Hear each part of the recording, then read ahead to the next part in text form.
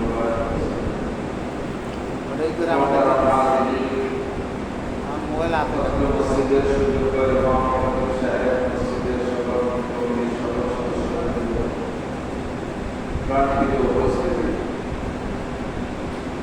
আল্লাহ তাবারক ওয়া তাআলা শাহে দরবারে শুকর আদায় করে দেই যে আল্লাহ পাক রব্বুল আলামিন আমাদেরকে কিছু হিদায়াতের কথা বলা এবং শোনার উদ্দেশ্যে তার ঘর পবিত্র জামে মসজিদে আসার ও বসার তৌফিক হিদায়াত করেছেন।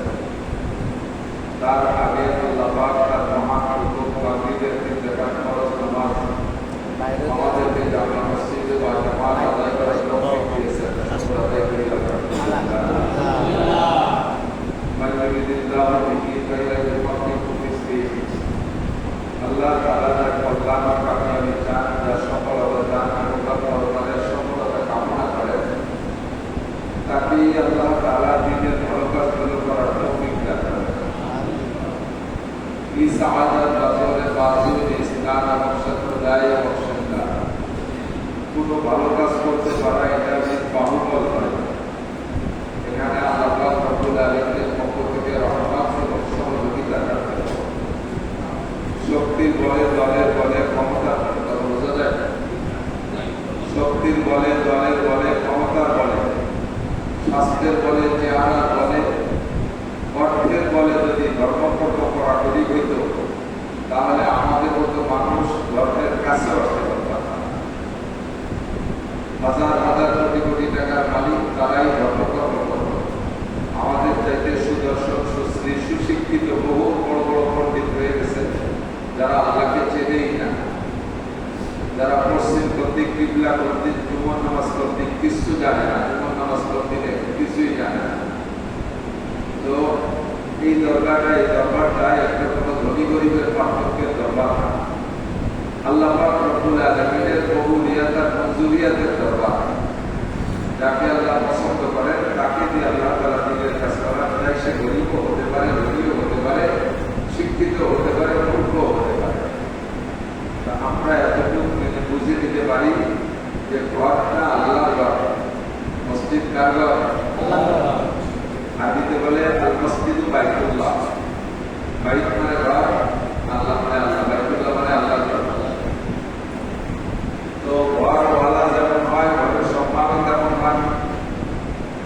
আমি যেমন আমার বাড়ির দাম তেমন, আমার বাড়ি এনি টাইম যে কেউ ঢুকতে পারে, কোনো ইমিগ্রেশন নেই। আপনার বাড়ির কোনো গেট নাই, কোনো পুলিশ দারোয়ান নাই, তার কাছে জবাব দিয়ে আপনার বাড়ি ঢোকা লাগে না। কিন্তু প্রেসিডেন্ট, প্রধানমন্ত্রী, প্রধান উপদেষ্টা, মন্ত্রী পরিষদের বাড়িতে আপনাদের ঢোকা যায়। বহু বাধা বিপত্তি আছে না, পার্থক্য কোথায়? তারাও মানুষ, আমরাও মানুষ, পদমর্যাদার পার্থক্য, মান সম্মানের পার্থক্য। যে ব্যক্তি যেমন তার ঘরের দাম সেরকম, আর এই ঘরটার মালিক স্বয়ং আল্লাহ। আল্লাহ পাক রব্বুল আলামিন যেমন তার ঘরও যেমন দুনিয়ার সবচেয়ে দামি জায়গা। একটু লক্ষ্য করি, দুনিয়ার সবচেয়ে দামি জায়গা মক্কায় থাকতে হুজুর আলাইহিস সালাতু ওয়াস সালামের কাছে মক্কার কাফেররা মাঝে মাঝে কঠিন কঠিন প্রশ্ন করত। কাফেররা অবশ্য মূর্খ, অশিক্ষিত, কোন নবী রাসূলের অনুসরণ তারা করত না। মক্কায় আমাদের নবীর আগে কোন নবীর জন্ম হয়নি। বেশিরভাগ নবী সিরিয়া, শাম, ইয়ামান এই দিক দিয়ে জন্ম হয়েছে, ফিলিস্তিন, বাইতুল মুকাদ্দাস এদিক দিয়ে জন্ম হয়েছে বেশিরভাগ। মক্কায় আমাদের নবীর আগে কোন নবী জন্ম নেয়নি। তখন নবীরা কাবা ঘর জিয়ারতে গিয়েছে, তওয়াফে গেছে, হজে গেছে। এক এক নবীর সময় এক এক ধরনের আমল ছিল কাবা ঘরকে ঘিরে, সে আমল তারা করতে গেছে। কিন্তু জন্মসূত্রে আমাদের নবী একাই মক্কি নবী। আর ওই এলাকায় আগের থেকে কোনো নবী রাসূলের আগমন না থাকার কারণে এলাকার মানুষ অশিক্ষিত, মূর্খ বা বর্বর, উশৃঙ্খল, বেয়াদব, অসামাজিক, আনাড়ি, এত বড় অন্ধকারের ভিতরে ডুবে গেছে অশিক্ষার কারণে, অশিক্ষার কুশিক্ষার অন্ধকারের কারণে, যে নিজের জীবিত সন্তানকে কবর খুঁজে দাবি করে দাফন করে দেয়। একটু বলতেছি আর ভাষা ভাষা শুনতেছেন, একটু চক্ষু বন্ধ করে ভাবেন। আপনার একটা মেয়েকে জীবিত অবস্থা গর্তে ঘুরিয়ে ফেলাবেন আর মাটি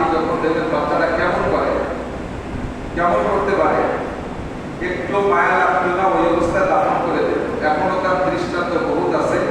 মক্কায় হেরেম শরীফের ভিতরে, কাবা ঘরের বাইরে, মসজিদের হেরেমের বাহিরে দক্ষিণ দিক দিয়ে, আমার দিকে দক্ষিণ মনে হয় বিসমালার দিক দিয়ে যাইতে মসজিদে ঢুকতে বাম পাশে একটা নিচের জায়গা আছে। ওই জায়গাটায় কোনো বিল্ডিং টিল্ডিং নেই, দেখছেন না? ওই জায়গাটায় কোনো বিল্ডিং নেই। দেখুন নিচে কত জায়গায় জায়গায় ধূপ ধূপ পাথর ফেলা, 14টা পয়েন্ট আছে ওই জায়গায়, 14টা পয়েন্ট। ওই 14টা পয়েন্ট হলো দেখিয়ে কালবি রাদিয়াল্লাহু তাআলা যখন কাফের ছিলেন সেই সময় ওনার 14টা মাইকে জীবিত দাফন করে দিয়েছে। পরে কলেমা পড়ে মুসলমান হয়েছে। কত বড় নিকৃষ্ট বর্বর হয়ে গেছে সুশিক্ষা না থাকার কারণে। এই সময় নবী আলাইহিস সালামের কাছে নবী যখন নবুয়তি আত্মপ্রকাশ করলেন, তখন নবী পাক সাল্লাল্লাহু আলাইহি সাল্লামের কাছে কাফেররা যে কঠিন কঠিন প্রশ্ন করে, যে জিজ্ঞেস করে, ইয়া মুহাম্মদ কুলির রূহ, বলো তো রূহ কি জিনিস? এই প্রশ্নগুলো করতে হলে শিক্ষিত লাগবে, রূহ সম্পর্কে অভিজ্ঞতা থাকা লাগবে। কিন্তু কিছু তারা জানে না, যে উপর জিজ্ঞেস করছে রূহ কি জিনিস, বিষয় খুব কঠিন। বলো তো ইস্তেনদার জুলকারনাইনকে, বলো তো মুহাম্মদ আসহাবে কাহাব কারা? এই গভীর গভীর কিতাবি প্রশ্ন, এর পিছনে রয়ে গেছে অন্য কিছু।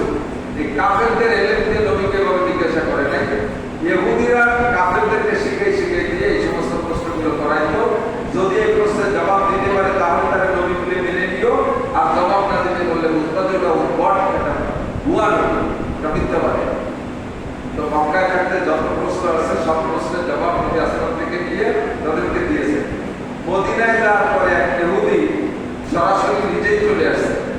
ওর মন ভালো, ইহুদির মন ভালো। তার উদ্দেশ্য যে আমি 3টে প্রশ্ন করবো, একটা প্রশ্ন করবো, এই প্রশ্নের জবাব যদি দিতে পারে তাহলে আমি মুহাম্মদের পরে নবী বলে মেনে নেব, আর না দিতে পারলে বলবো যে ধোঁকাবাজ। তো মদিনায় যাওয়ার পরে ইহুদি এসে জিজ্ঞেস করছে, ইয়া মুহাম্মদ বলো তো, কুল আইয়ুল বুকাতে আহাব্বু ইলাল্লাহি ফিদ দুনিয়া ওয়া আইয়ুল বুকাতে আবগাদু ইলাল্লাহি ফিদ দুনিয়া।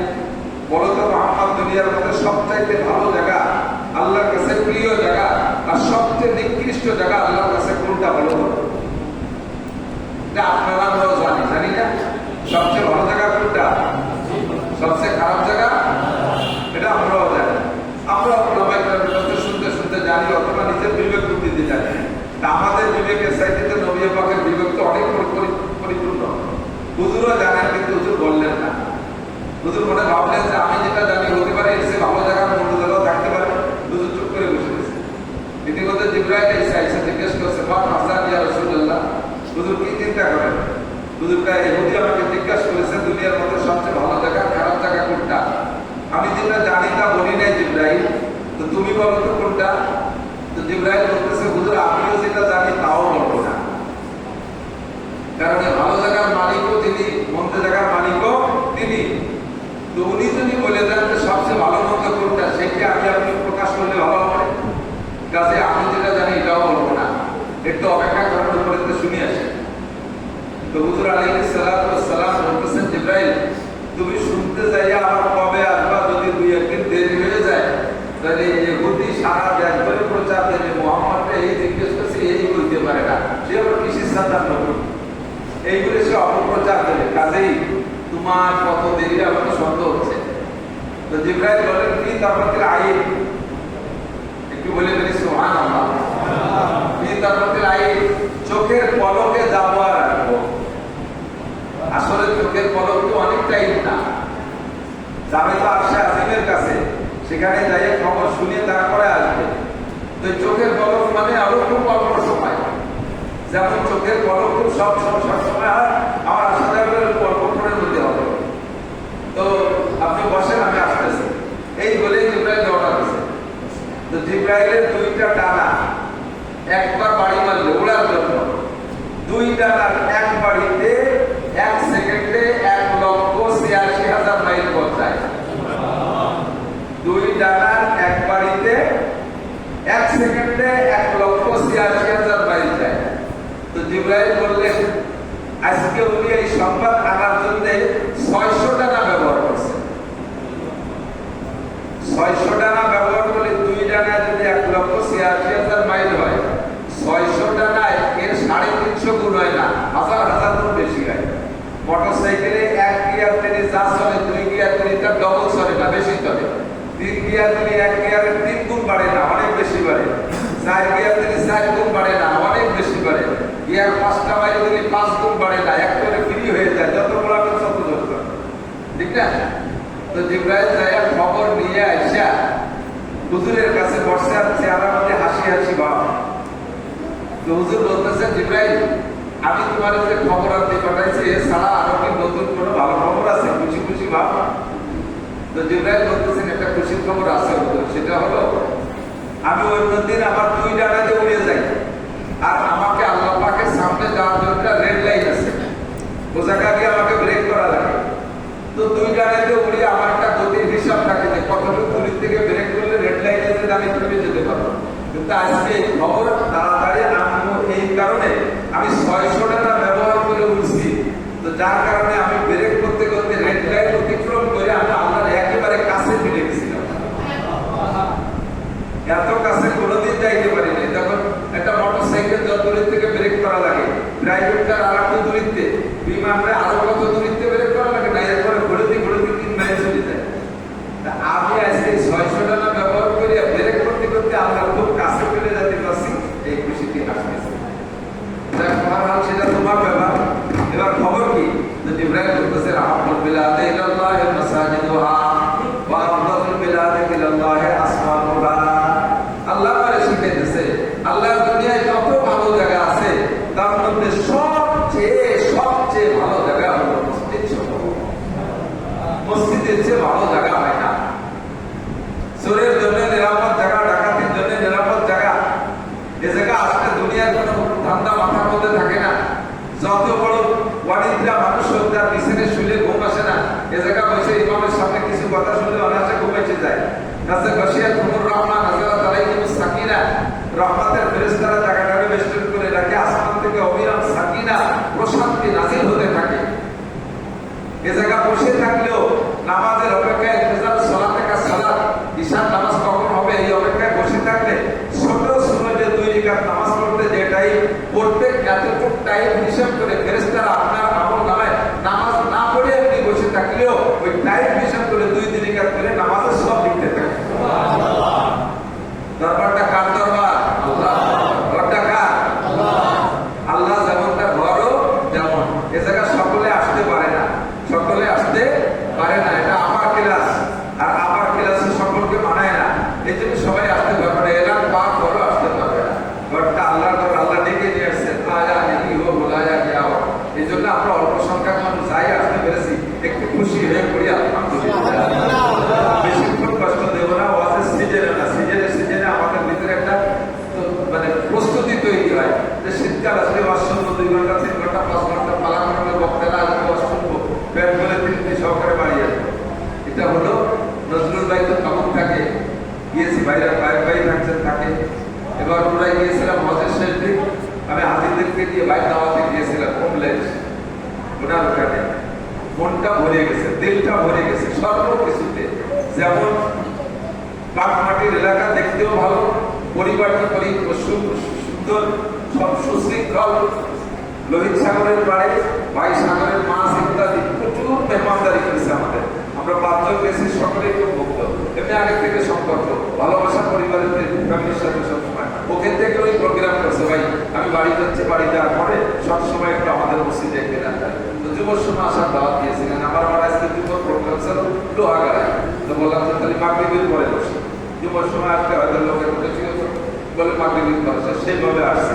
ভাই আসার পরে আবার পরে সব 2-3টা চিকিৎসা টাকা গেলে, এই জন্য আজকে সময় দিয়েছি। অল্পক্ষণের ভিতরে কয়েকটা কথা, জায়গাটার মজলিসটার নাম রাখি আমরা আজকে ইসলাহি মজলিস। মজলিসের নাম কি? ইসলাহি। একটু বলেন ইসলাহি। ইসলাহ মানে সংশোধন, বলেন ইসলাম মানে সংশোধন। তো আমার শারীরিক কোনো সমস্যা হলে তার সংশোধনের কাছে জন্য ডাক্তারের কাছে যাই, ঠিক না? আমার অর্থনৈতিক বা সামাজিক কোনো সমস্যা হলে তার সংশোধনের জন্য মাতুব্বরের কাছে যাই, আরো গেলে কোর্ট কাছারিতে চলে যায়, সংশোধনের জায়গা সেখানে।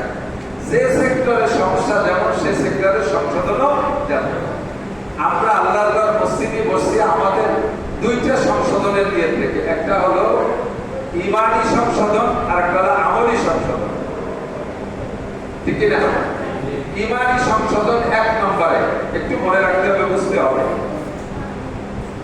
যদি কোনো ব্যক্তির ভুরি নেক আমল আছে, ভুরি নেক আমল, কিন্তু ইমানের মধ্যে সামান্য ত্রুটি আছে, ইমানের মধ্যে সামান্য ত্রুটি আছে, তার 1000 বছরও যদি হায়াত পায়, এই 1000 বছরের নেক আমল দিয়ে ইমানের সামান্য ত্রুটি থাকলে ওই লোকটা 1 সেকেন্ডও জান্নাতে যাবে না। আবার খেয়াল করেন, সারা জিন্দেগীর আমলকে কাজে লাগাইয়া আপনি আমলের বদৌলতে আল্লাহর নৈকট্য লাভ করবেন, আপনি জান্নাতে যাবেন। আমলের পার্থক্যের কারণে আপনার জান্নাতের ভিতরে পদমর্যাদা, র্যাঙ্কের পার্থক্য হবে, সম্মানের পার্থক্য হবে। 8টা জান্নাত না, এই জান্নাতে 8টা মানে 8টা ক্লাস, 8টা পদমর্যাদা। এই 8টা পদমর্যাদায় গোটা মানুষের মুসলমান জাতিকে ভাগ করে আল্লাহ তাআলা এক একজনকে এক এক ক্লাসে দিলেন। এটা আমলের পার্থক্য। তো আপনার কাছে সর্বোচ্চ আমল জান্নাতুল ফেরদাউসে যাওয়ার মতো আমল করছেন প্রচুর, কিন্তু আপনার ইমানের ভিতরে সামান্য একটু ছিদ্র আছে। আপনি 1 সেকেন্ডও জান্নাতে যেতে পারবেন না, 1 সেকেন্ডও না। এজন্য নবী পাক বলেন, আপনি দিনাকা ইয়াকফিকাল আমালুল কালিল। তোমার ইমানকে খাঁটি করো, তোমার ইমানকে পিওর করো, ইমানকে সলিড করো, ইমানকে ভেজাল মুক্ত করো, ইমানকে শিরক মুক্ত করো, ইমানকে কুফর মুক্ত করো, ইমানকে পরিপাটি করো, তাহলে অল্প আমলি নাজাতের জন্য যথেষ্ট হয়ে যাবে। অল্প আমলি আপনার নাজাতের জন্য যথেষ্ট। আর যদি আপনার আমল আছে ভরপুর কিন্তু ইমান সামান্য মার খেয়ে গেছে, একটু বোঝার জন্য বলতেছি, একটু বোঝার জন্য খেয়াল করেন। আমরা ইমানটা বেরোয় যায়, ইমানটা নষ্ট হয়ে যায় সামান্য একটু কথায়। ধরে নেন আপনি তাহাজ্জুদ পড়েন, সামাজিক হওয়ার পরের থেকে তাহাজ্জুদ ছাড়েন নাই, টাইম মতো শেষ রাখলে 5 ওয়াক্ত নামাজ জামাতে পড়েন, আল্লাহ তাআলা পয়সা দিয়েছে, আপনি পাই টু পাই হিসাব করে যাকাত দেন, তৌফিক আছে আপনি জীবনে 2 বার হজ করছেন, তৌফিক আছে 10 বার উমরা করছেন, প্রত্যেকদিন সকালবেলা 1 বার কোরআন শরীফ পড়েন, প্রত্যেক বছরে 2 বার সরকারের বিশ্বের কাছে যান, বছরে একটা চিল্লা দেন, মাসে 3 দিন লাগান, সপ্তাহে বৃহস্পতিবারে কাশিয়ারি মার্কাজে যান, সফরজারি করেন, আপনি পারিবারিকভাবে শতভাগ পর্দা করেন, সব কিছু। তাহলে এই লোকটা সব কমপ্লিট না, কিছু বাকি নেই। সুন্নতি পোশাক করেন, এলাকাগুলো ব্যবহার করেন, তারপরে মেসওয়াক করেন, দাড়ি রাখছেন সুন্নতি, হারাম খান না, বিড়ি সিগারেট খান না, মদ গাঁজা খান না, আইলো ঠেলেন না, জাল দলিলও করেন না, জীবনে মিথ্যে মামলা করেন নাই, কারো মিথ্যে মামলায় সাক্ষী দেন নাই, পরের গাছ কাটেন নাই, পরের একটা গালি দেন নাই, জীবনে একটা বিড়ি সিগারেট খান না, অকথ্য ভাষায় গালাগালি করেন না। তাহলে আপনি একটা পারফেক্ট একটা পূর্ণাঙ্গ ইমানদার, আমলি মানুষ। ইমানদার বলি করে পূর্ণাঙ্গ আমলি মানুষ। কিন্তু আপনার ভিতরে ছোট্ট একটা মাইল হয়ে গেছে, আরে হুজুররা সব টুকিয়েছে,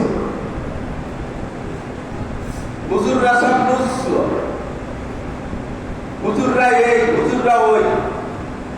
আরে কোরআনের শব্দটা কি মাইনে মারা যায় নাকি? তিলাওয়াত করি তাই মিলে এমন একটা কথা আপনি অন্তর থেকে বলে বেড়াইছেন, আপনার সারা জীবনের সমস্ত আমল বুঝ করে ফেলে কিছু থাকবে। যেমন একটা উদাহরণ বোঝেন, একটা বেলুন আছে না, রাবারের বেলুন, এই বেলুন সাইজ মতো তার একটা ধারণ ক্ষমতা আছে, একটা ধারণ ক্ষমতা আছে। ওই বেলুনটা এমনিতে চিটিয়া, ওরে হাওয়া দিলি বলে, তো পরিপূর্ণ হাওয়া দিলি পরিপূর্ণ বলে এটা বোঝা যায়। একটু হাওয়া কম থাকলে মুখের কাছে একটু চিমটে থেকে যায়, ঠিক না? এখন সম্পূর্ণ বেলুনটারে পুরো ফুলাইতে জন্য পুরো হাওয়া দেওয়া লাগবে, খেয়াল করতে খুব বুঝতে হবে। আর পুরো বেলুনটারে ফুলে ফেলাইছে, এখন এই বেলুনটারে পুরো ফুলতে যেমন হাওয়াও সংযোগ দেওয়া লাগবে, এবার বেলুনের হাওয়া সংযোগ ধরে রাখতে হলে বেলুনের সারাগা ভালো থাকতে হবে, নাকি বলেন? বেলুনের সারাগা ভালো থাকতে হবে। বেলুনের সারাগা ভালো আছে, বেলুনের সারাগা ভালো আছে, একটা খেজুরির কাঁটা দিয়ে এক জায়গা ছোট্ট একটু ফুটো করে দিয়েছে, সামান্য একটু খেজুরির কাঁটার আধা পরিমাণ ফুটো করে দিয়েছে, তাহলে এবার বলেন পুরো বেলুন ভরা তো হাওয়া আছে, তো যতটুকু ফুটো করছেন হাওয়া কি অতটুকু বেরোবে না সবটুকু? হাওয়া কি অতটুকু বেরোবে না সবটুকু? আর আপনি যুক্তি দেবেন বলি বেলুনটি সারাটা ভালো রয়েছে, সব জায়গার বাতাস বেরোতে পারবে না, যেটুকু ফুটো হয়েছে অটুকুর বাতাস বেরোয় থাকি যাবে, এগুলি কি হাওয়া থাকবে? পুরো বেলুনের সব জায়গায় হাওয়া আছে, সব জায়গায় ভালো আছে, এক জায়গায় একটু কাটা দিয়ে ফুটো হয়ে দিলে হুশ করে বাতাস সব বার হয়ে যায়, বেলুনের বাতাস একটু ধরে রাখা যায় না। তেমনই আপনার ইমানের বিলাটানের ভিতরে নামাজ, রোজা, হজ, যাকাত, পর্দা, মুজিদা, তিলাওয়াত, জিকির, ফিকির, দান, খয়রাত, মসজিদ, মাদ্রাসা, পাবলিক চত্বরে হাজার হাজার শব্দে ঢুকিয়ে বেলুন ফুলে ফেলাইছেন, এক জায়গায় ছোট্ট একটা ফুটো বেরিয়েছে, ওই জায়গাকে হুশ করে বেরোয় যাবে, এক সেকেন্ড আপনি জানলাম। এই জন্য হুজুর বলে বেলুন যেমন হেফাজত, বেলুন তুলো গাছের উপরে পড়লে ফেটে যায়, ফেটে যায় না? ফুললে বেলুন গাছের উপরে পড়লে ফেটে যায়। এই বেলুনটা যদি হাওয়া সহ ধরে রাখতে হয় তাহলে যেমন সতর্ক থাকতে হবে, তোমার ইমানের বিরাটটা যদি ফেটে না যায়, এই জন্য তোমাকে সেভাবে সতর্ক থাকতে হবে। সবার কামাল আসতেদার নাফসে ইনসা সাকুর দুঃখরা বাগুনটার রাকেশ ঠাকুর। আমি জান্নাতের খাতায় নাম লেখাইছি একটা কলেমা পড়ে, একটা কলেমা পড়ে। জান্নাতের খাতায়, ইমানদারের খাতায় নাম লেখাইছি একটা কলেমা পড়ে। কলেমাটা কি? লা ইলাহা ইল্লাল্লাহ মুহাম্মাদুর রাসূলুল্লাহ। তাই তো নাকি বলেন? এই কলেমাটা অন্তরে বিশ্বাস আছে, মুখে পড়েন নাই কোনোদিন। অন্তরে বিশ্বাস আছে আল্লাহ ছাড়া কোনো মাবুদ নাই, মুহাম্মদ আল্লাহর রাসূল, পরিপূর্ণ বিশ্বাস করেন, কিন্তু জীবনেও মুখে বলেন নাই। আল্লাহর কসম আপনি মুমিন হতে পারেন নাই, আপনি মুমিন হতে পারেন নাই। এই কলেমা মুখে যতদিন না পড়বেন বিশ্বাসের সাথে, অতদিন আপনি মুমিন না।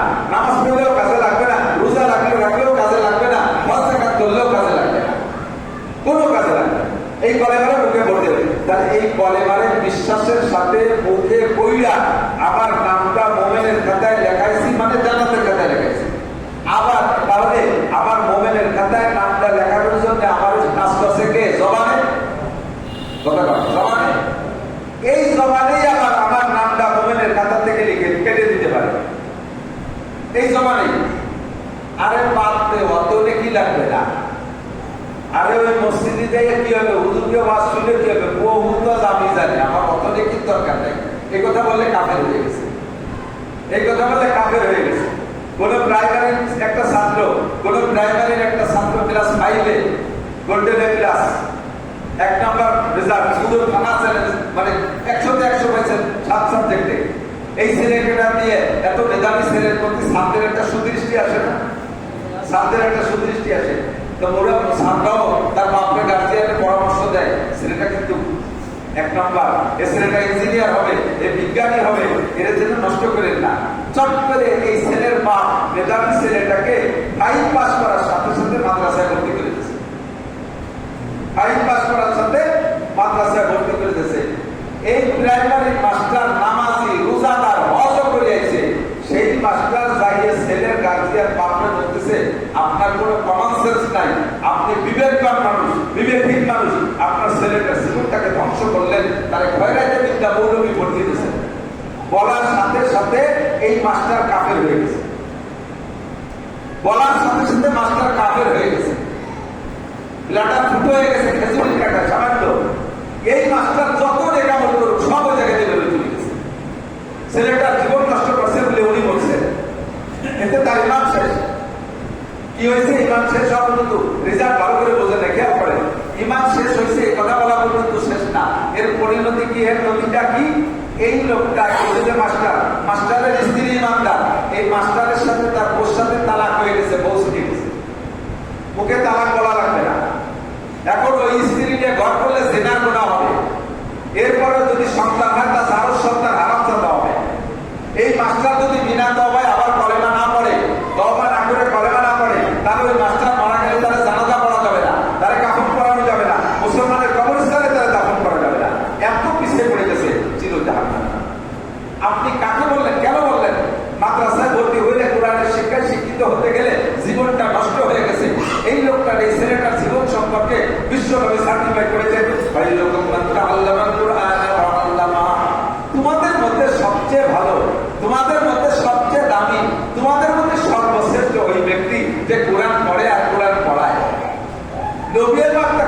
শিক্ষিত বলে সার্টিফিকেট দিয়েছে, আর আপনি তার জীবনটা নষ্ট করছে বলে বললেন আপনার এই ধর্মের প্রতি কোনো মহাব্বত নাই, ইসলামের প্রতি আপনার দরদ নাই, এর প্রতি আপনার আকীদা ভালো নাই বিদায় আপনি এমন কথা বলেছেন। কথা বলে ঠিক না। এরকম করে এরপরে আসেন অনেক জায়গা আছে, অনেক জায়গা আছে বাড়ির ভিতরে পর্দা নাই। আমার মুরব্বীরা খেয়াল করে, বাড়ির ভিতরে ছেলের শ্বশুর বাড়ির থেকে ছেলেতে মেয়েদের এক জায়গাছে, মেয়ের শ্বশুর বাড়িতে মেয়ের দেওয়ার বাসুর নুনতে মুন্দে দিয়ে এক জায়গাছে। বাড়ির ভিতরে ছেলেদের মেয়েদের হজকরণ বেপরদার মানে বই গেছে। এই বাড়ির মুরব্বী একজন দিনদার ইমানদার আল্লাহওয়ালা তবলিগের লোক, উনিও চেয়ারে বসে বসে চশমা সইতে ওইগুলো দেখতেছে। ওনাকে যদি এবার বলা হয় কাকা আপনি তো দেখতেছেন এইগুলো আপনার চোখের সামনে কি এত বেপরদা কি করে সহ্য হচ্ছে, বাবা সেই পর্দা কি আছে যে এখন চলে সব কাকি মাইনি চলা যায়, এই কথা বলা তার ইমান নষ্ট হয়ে গেছে। কেন ইমান নষ্ট হয়েছে বোঝেন? তাহলে আপনি অভিযোগ করছেন কোন জায়গায়? আল্লাহ বলছেন পর্দার কথা, আল্লাহ বলছেন পর্দার কথা, আর আপনি বললেন এটা কি সম্ভব, এটা অসম্ভব, এটা সম্ভব না তার মানে এটা অসম্ভব, এই সময় এই জামানায় চলে না, চতুর্দিকে বেপরদা সাইলাম হয়ে গেছে, এখন কি এটা মানা সম্ভব? এর মানে হলো আল্লাহ যে পর্দার হুকুম ফরজ করছে এটা আল্লাহ পাক আপনার উপরে জুলুম করছে, আপনি এটা এই জামানায় মেনে নিতে রাজি না। আর কোরআনে কারিমের ভিতরে কোন একটা আয়াত কি আল্লাহ পাক জুলুম করছে? আল্লাহ নিজেই বলেন লা ইয়াকাল্লিফুল্লাহু নাফসান ইল্লা উসআহা। আগে ঈমান ঠিক করার জন্য বলছি, এদিকে খেয়াল করেন। মানুষের শক্তির বাইরে সাধ্যের বাইরে কোনো হুকুম আল্লাহ পাক চাপাইয়া দেয় নাই। লা ইয়াকাল্লিফুল্লাহু নাফসান ইল্লা উসআহা, শক্তির বাইরে সাধ্যের বাইরে আল্লাহ পাক কোনো হুকুম চাপাইয়া দেয় নাই। কাজে আমাদের উপরে পর্দার হুকুম এটাকে আল্লাহ আমাদের সহনীয় পর্যায়ে দিয়েছে না অসহনীয়? সহনীয় পর্যায়ে দিয়েছে না। আপনি এ জায়গায় অভিযোগ করলে ইমান নষ্ট হয়ে যাবে। যদি বলি যে এভাবে বেড়া ক্যাডাস কারিগর বিআরডিবি স্বনির্ভর জাগরণী চক্র আশা প্রশিকা গ্রামীণ ব্যাংকের থেকে যেভাবে লেনদেন করতেছেন ব্যাংকের সাথে যা, কিন্তু আপনার রুজি হালাল নাই, বলছে আরে মিয়া এই সময় অত বেশি কুটি চুরি বাড়া যায় না। এ বলার সাথে সাথে কোরআনের ওই আয়াতটার পর আপনার অভিযোগ হয়ে গেছে, যে আয়াত আপনাকে সুদকে হারাম ঘোষণা দিচ্ছে, ওই আয়াতের পর অভিযোগ। আর নবী পাক বলেন মা আমারা বিল কুরআনে মান ইস্তাহাল্লা মাহারিমাহু, যে ব্যক্তি কোরআনের একটা হারামকে হালাল মনে করে আর একটা হারামকে মানতে রাজি না, ওই লোকটা যেন গোটা কোরআনকে অস্বীকার করলো, আর কোরআনকে অস্বীকার করলো পাক্কা কাফের ছিল জাহান্নাম। সাবধান থাকবেন এই জবানটা নিয়ে। আমল করতে না পারলে নিজের আমলই দুর্বলতা, কিন্তু ওই আমলটাকে আপনার আমলের দুর্বলতাটার পক্ষে আপনি যদি শক্তি খাটাতে যান আর দলিল দিতে যান তখনই আপনি বেঈমান হয়ে যাবেন। এই জন্য হুজুর বলেন আটলিশ দিন একা তোমার ইমানকে খাঁটি করো, ইমানকে ফ্রেশ করো। সর্বময় ক্ষমতার মালিক কে? একটু বলি কে? মানুষ ক্ষমতার মালিক? একটু বুঝে বলে। জনগণ ক্ষমতার উৎস? আমাদের রাজনৈতিক নেতারা বলে না, সব দলই বলে, জেনারেল রাজনীতিবিদ যারা তারা বলে জনগণ ক্ষমতার উৎস। এই বলে কি বলে না? আমরা কি কথা বিশ্বাস করি? এখন বুঝে বলতেছেন, এখন বোঝেন যে জনগণ ক্ষমতার উৎস না, ক্ষমতার উৎস কে? আল্লাহ। জনগণ ক্ষমতার উৎস না, এই কথা আল্লাহ মাঝে মাঝে চোখে আঙুলতে ধরায় দেয়, চোখে আঙুলতে ধরায় দেয়। আমরা গোপালগঞ্জবাসী ধরে নেই আমরা 100% আমলিক সমর্থক। এটা গোপালগঞ্জ হওয়া উচিত, বঙ্গবন্ধুর দেশ, প্রধানমন্ত্রীর দেশ, এ জায়গা ওই দলের সমালোচনা না। বাকি আল্লাহ যে প্রমাণ করে দিয়েছে জনগণ ক্ষমতার উৎস না, সে দল একসময় বলতো যে জনগণ ক্ষমতার উৎস, কাজেই জনগণকে আমাদের পক্ষে রাখতে হবে যে কোনো কৌশলে। সব জনগণ ছিল, আল্লাহ দেখা গেছে জনগণ ক্ষমতার উৎস নয়। বাংলাদেশে এখনো পর্যন্ত 60% আওয়ামী লীগ, সে সময় এরা ছিল প্রধানমন্ত্রী, রাষ্ট্রীয় ক্ষমতা প্রধানমন্ত্রীর হাতে, উনি তখন প্রধানমন্ত্রীও, প্রেসিডেন্টও ওই দলে, কত মন্ত্রীরা সেই দলে, সেনাবাহিনী ওই ওনার পক্ষে, পুলিশ আওয়ামী লীগের পক্ষে, আনসার ব্যাটালিয়ন ওই পক্ষে, র্যাব টুকরা ওই পক্ষে, বিডিআর নৌবাহিনী বিমান বাহিনী সব মাননীয় প্রধানমন্ত্রীর সাথে ছিলেন। এত কিছু থাকার ভিতর দিয়ে সবকিছু ফেলে রেখে চলে যাওয়া লাগলো। আল্লাহ চোখে আঙুলতে বুঝাই দেয় এত জনগণ থাকতেও তোমাকে তুমি বাঁচাইতে পারো না, তাহলে তুমি বুঝে নাও জনগণ ক্ষমতার উৎস কি বলছি কথা বলেন? রাজনীতি না, এটা বাস্তব। আল্লাহ চোখে আঙুলতে দেখায় দেয়। দেখো সব আছে, আরবি মিডিয়া সব আমলিক আছে, এর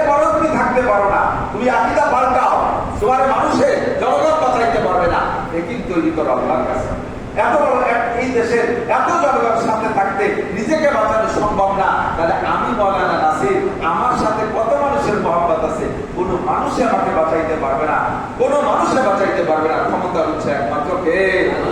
একটু মুখে বলেন না কে? দিনের সাথে বলছেন তো, মুখে আল্লাহ বলি, আল্লাহ 4000 নেকি পেয়ে গেছে। লক্ষ আল্লাহ মুখে ইমানের সাথে বললে আল্লাহ 4000 নেকি দিয়ে দেয়। এর সাথে কোনো শিরিক নাই। আমি আল্লাহই তো খাওয়াই, আল্লাহই তো খাওয়াই, এই জুলদিয়াত মানে কি বলতে আরো কিছু আছে সাথে, এই মানে লাগিয়ে গেছে। আল্লাহই খাওয়ায়, আল্লাহই পড়ায়, আল্লাহই বাঁচায়। কথা বলে সবকিছু কে করে? আল্লাহ। এটা ইমানি সংশোধনী। যারা না থাকলে হুজুর বড় বড় ওয়াজ করে, আমার 10 লাখ টাকা লাগবে, আপনি দেন। আর যারা যদি না থাকতো তাহলে এটা আমার কোথায়? আমি তো টাকা দিয়ে আপনার কলেমার দাওয়াত দেবো না, আমি ওরা জান্নাতের লোক দেবো। পাল্লি আসেন না পাল্লি কেটে পড়েন, রহমান শাহ পাল্লি উঠবে। আল্লাহকে যা মনে চাই ইমান, রহমান শাহ পাল্লি যা মনে চাই ইমান আনো না। আমি আল্লাহরও কিছু আসে যায় না, আমার নবীরও কিছু আসে যায় না, বক্তাকেও কিছু আসে যায় না।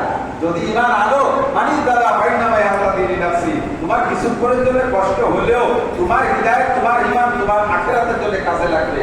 আর যদি তুমি ইমান না আনো, দুনিয়ার লোভে পড়ে যাও, তাহলে কিছুক্ষণের জন্য দুনিয়া তাদের কাছ থেকে সহযোগিতা নিয়ে কিছুক্ষণ সুখে থাকবা, অনাদি অনন্তকাল অশান্তির শেষে নাই। অর্থের ভিতরে কোনো শান্তি নাই।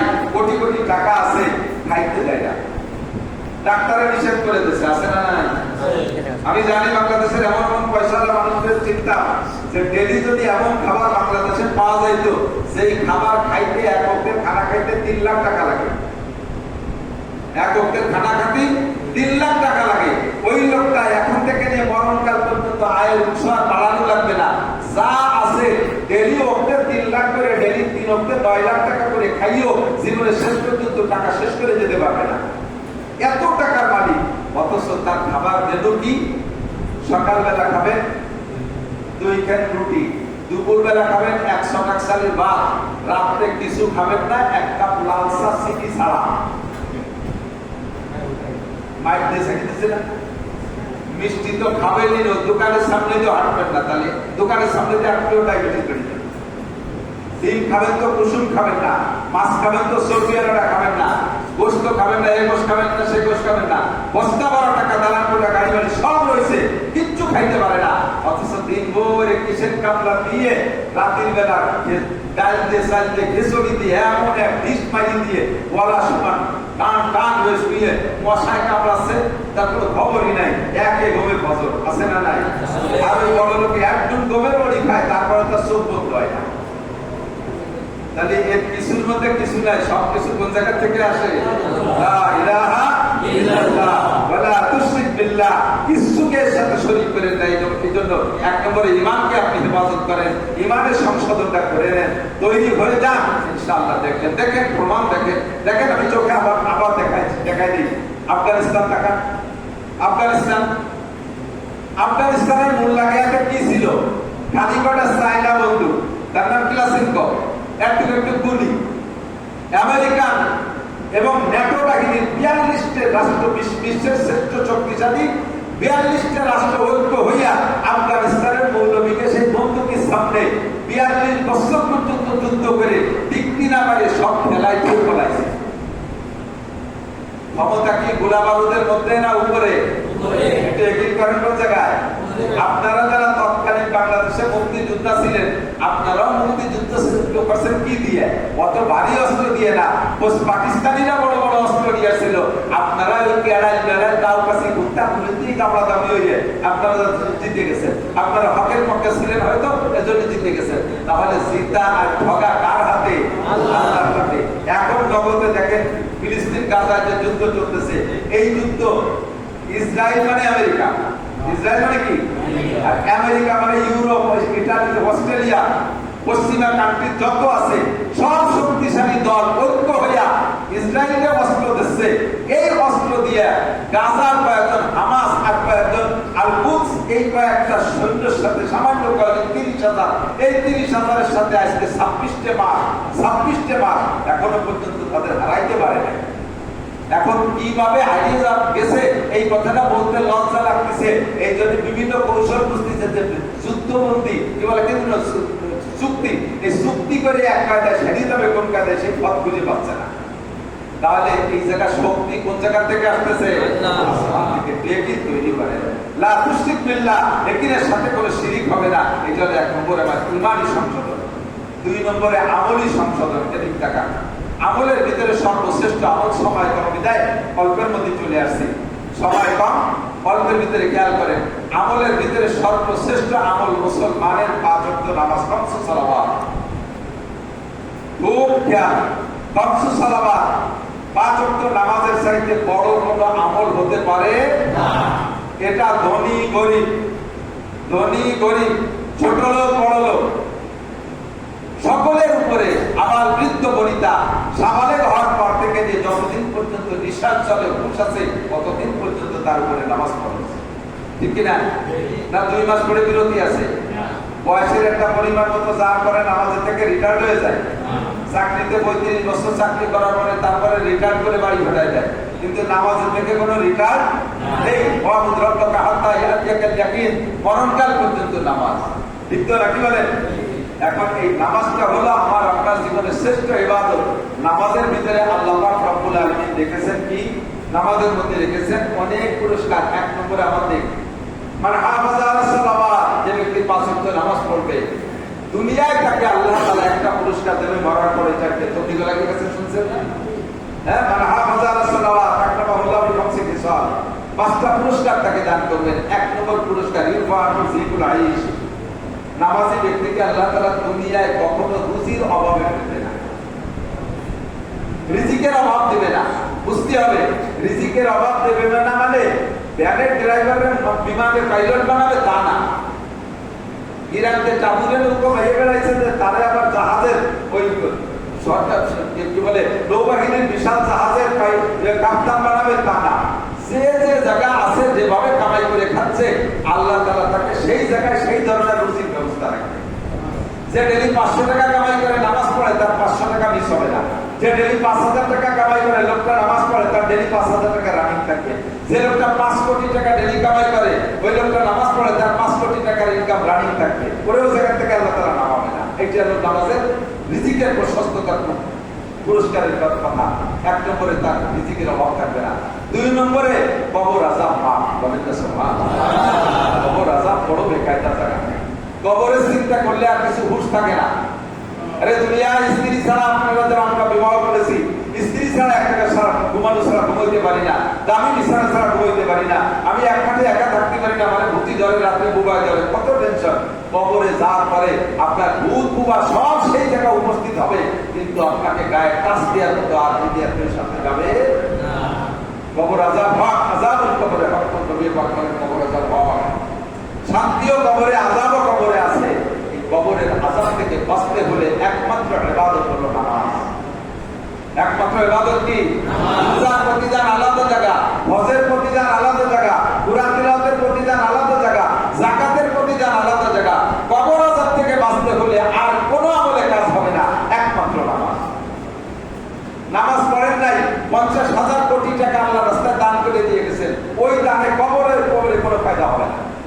ও দান কাজে লাগবে হাসরের মাঠে জান্নাতে যাওয়ার সময়। কবর আযাব থেকে বাঁচতে হলে নবী পাক বলেছেন ইরফানু যিকুল আইশ, এর কারণ হলো একমাত্র ইবাদত নামাজ। 2 নম্বর। 3 নম্বর পুরস্কার হলো ওয়াইউতিল্লাহু কিতাবাহু বিয়ামিনিহি, ডান হাতে কিয়ামতের ময়দানে আল্লাহ তাআলা আপনাকে আমলনামা দান করবে। যদি কোনো ব্যক্তি হাসরের মাঠে ডান হাতে আমলনামা পেয়ে যায় 5টা নম্বর। ডান হাতে আমলনামা পাওয়ার জন্য প্রত্যেকটা মানুষ ভাইরাস থাকবে, আসমান থেকে আমলনামা ছাড়বে, প্রত্যেকে হাত নিয়ে নাড়াচাড়া করবে, আল্লাহ আমি ডান হাতে ধরবো, ডান হাতে ধরবো। কিন্তু বরাদ্দ যদি ডান হাতে না থাকে, আপনার হাজারো বাম হাতে লুকায় রাখলে, ডান হাতে সামনে রাখলে আপনি ডান হাতে পাবেন না। আপনার আমলনামা যেটা বাম হাতে যায় সেটা বাম হাতে চলে যাবে, ডান হাতে যা ডান হাতে যাবে। আর ডান হাতে আমলনামা পাইলে আপনার জন্য সামনের দরজাগুলো খুলে যাবে। ডান হাতে আমলনামা পাওয়ার আর কোনো আমল নাই, একমাত্র আমল কি? 3 নম্বর 4 নম্বরে ইয়ামুরু আলা সিরাতে কালমা। এবার আপনি ডান হাতে আমলনামা পেয়ে গেছেন, আপনি তো খুশিতে বাগবাগ, জান্নাতে টিকিট পেয়ে গেছেন, সত্যি পেয়ে গেছেন, আর কোন ক্ষেত্রে কিন্তু জান্নাতে যাওয়ার জন্য ফেরেশতার কাছে জিজ্ঞেস করবে, ভাই টিকিট তো পাইছি, বেস্টে কোন দিক, কোন বেস্টে যাচ্ছে? আর ফেরেশতারা বলে যে এই দেখতে যাই বাকি বলা খিয়া পার হয়ে ও পার হলো বেস্টে, মাঝখানে একটা খিয়া পার হতে হবে, একটা পুল আছে, ওই পুল পার হওয়া ছাড়া এইবার বেস্টের কোনো গন্ধই নাই, এবার হলো ফাঁকা মাঠ, শহরের মধ্যে ঘুরতেছে, সেই পুল পার হইতে হবে। পুল সিরাতে যাইয়া কিনারে যা দেখবেন উঠতে 10,000 বছরের পর, সমতলে 10, নামতে 10, 30,000 বছরের পর, চুলের চাইতে চিকুন। একটু কল্পনা করেন, আপনাদের এখানে নিচে ফালতাল আছে, মাঝে মাঝে সাপ পারন না, কোনো সাপটা দিয়ে এখন আছে আমি জানি না, সাপ পার হইতে গেলে একটা ধর্নার বাস লাগে, পায়ের নিচের বাসটা একটু দুর্বল হলেও ধর্নার বাসটা শক্ত আছে রেখে একটু দেখে শুনে রওনা দেয়, যে পাটটা ভাইকে গেলে ওইটা ধরে সত্যি সত্যি হলেও জাতি পারবো, তলেরটা ভাইকে গেলেও ধরাটা ধরে সত্যি সত্যি জাতি পারবো। আল্লাহ আকবার। কোন সিরাতের ওই জায়গা আছে এটাকে পাট তলেরটাও সিকুন আবার জন্মের তার ওদিকে ধর্না বাস নাই। ডাইনাতে আমলনামা পাইছেন, বেশ করতে যাবেন, তা তো কান্না গাঙ্গের উপায়, কিন্তু ভারতীয় দেশে কোন দেশে কলেরা এই অবস্থা, ভয়তে চক্ষু বন্ধ করে বসে পড়বে, আল্লাহ এ তো বাড়ার কোনো উপায় নেই। নবী পাক বলেন কিছুক্ষণ চক্ষু বন্ধ করে থাকার পরে আপনার ভিতরে আবার সাড়া দেবে, আরে এই জায়গায় বসে থাকলে তো কাম হবে না, যে কোনো ভাবে গিয়া পারই হতে হবে। তাহলে দেখি কোনো চেষ্টা ভাবে পার হওয়া যায় নাকি, চেষ্টা আছে নাকি, চোখ খুলে দেখবেন যে আপনি বুদ্ধিরাতের উপাসে করেছেন, চোখ খোলার সাথে সাথে দেখবেন আপনি কোন ফাঁকে গেছেন আপনি জানেনই না। এই বুদ্ধিরাত পার হওয়ার জন্য 100 হজ আপনার আমলনামায় থাকলে কাজ হবে না, 500 উমরা থাকলে কাজ হবে না, 5 কোটি টাকা যাকাত দিয়ে থাকলে কাজ হবে না, 2000 কোরআন খতম তিলাওয়াত আপনার আমলনামায় থাকলে কাজ হবে না। এই বুদ্ধিরাত পার হওয়ার জন্য একমাত্র আমল, আমার মামুনটা যদি আওয়াজ শোনেন, মহিলারা নামাজে বেশি অলস, মহিলারা রোজায় খুব পাকা, 1 রোজা 3 দিন পর্যন্ত রাখতে পারে, কিন্তু নামাজ ওটা অত মতো ভর্তি আছে, সারাদিন ধরে টোটো বেড়াবে, সব কাজ করতে পারে, নামাজের দ্বারা গেলে মহিলারা এত দুর্বল, না বসে দাঁড়াই ওঠে নামাজ পড়তেই পারে না, আবার নামাজ ঠিক বসে পড়ে আবার সেই দান লোভে বলে উঠোন ডাকতে চাচা করা সব করবে, কিন্তু নামাজে গেলে হাঁটুটি বলতে হয়। সাবধান, সতর্ক থাকবেন। সুস্থ মানুষ যে হাঁটে চলে কাম কাজ করতে পারে, এই লোকটা বসে নামাজ পড়লে, ফরজ নামাজ পড়লে হবেই না। পরে বলি এদিক টাকা, তাহলে আপনাকে বুদ্ধিরাত পার হওয়ার জন্য একমাত্র আমল কি? বলি কি? সকলের কাছে টেস্ট করতে চাই, বলবেন কি? কিয়ামতের ময়দানে আর মুখ মুছতে পারবেন না। আল্লাহ কবে যে তুই এই বুদ্ধিরাতের ঘাটে বসে রেছিস, পারো আল্লাহ পারো বসে না, নামাজ দিয়ে পারো, তুমি নামাজ নাই তো শুনিস নাই যে বুদ্ধিরাত পার হতে নামাজ লাগে, সে সময় না কোনোদিনও শুনিনি। অস্বীকার করবেন, মুখতে যখন বলছেন এখনই আমলনামা লেখা হয়ে গেছে। আল্লাহ কয় মায়াল বিজমিন কওলিল্লাহ আলাইহি রাব্বুল আলামিন, মুখতে যে কথা বের হয় ওইটা আমলনামা লেখা হয়, মনের কল্পনাটা লেখা হয় না। মনের কল্পনা হাজার খারাপ কল্পনা করলে ওটা খাতায় লিখবে না, মুখে বলবে না, হাতে করে ফেলে সকল লেখা হয়। নামাজে বুদ্ধিরাত পার হবে এটা সকলেতে বলাইছি, কাজেই কিয়ামতে আপনি আর আমার নামে অভিযোগ করে সেরে যেতে পারতেছেন না। বুদ্ধিরাত পার হইতে কি লাগবে? 4 নম্বর। 5 নম্বরে বিনা হিসাবে জান্নাতে। এরপরে বুদ্ধিরাত পার হওয়ার পরে একটা হিসাব নিকাশের মামলা আছে, যেখানে ভিসা দাড়িপাল্লা, এই দাড়িপাল্লাতে মাপ হবে। যারা নামাজের কারণে বুদ্ধিরাত পার হয়ে যাবে, ডাকাতে আমলনামা নিয়ে ইয়াদখুলুল জান্নাতা বিগাইরি হিসাব, নারী আর পুরুষ বিনা হিসাবে যাবে, বিনা হিসাবে যাবে। এ পর্যন্ত ভালো লাগছে না মন্দ লাগছে? ভালো লাগছে। এবার যেই নামাজ দিয়ে আপনার এই 5টা পুরস্কার পাইতে হবে, ওই নামাজটার অবস্থা একটু খবর দিতে হবে। নামাজের একটু খবর নেই। নামাজ তৈরি করতে লাগে 3 প্রকারের মশলা।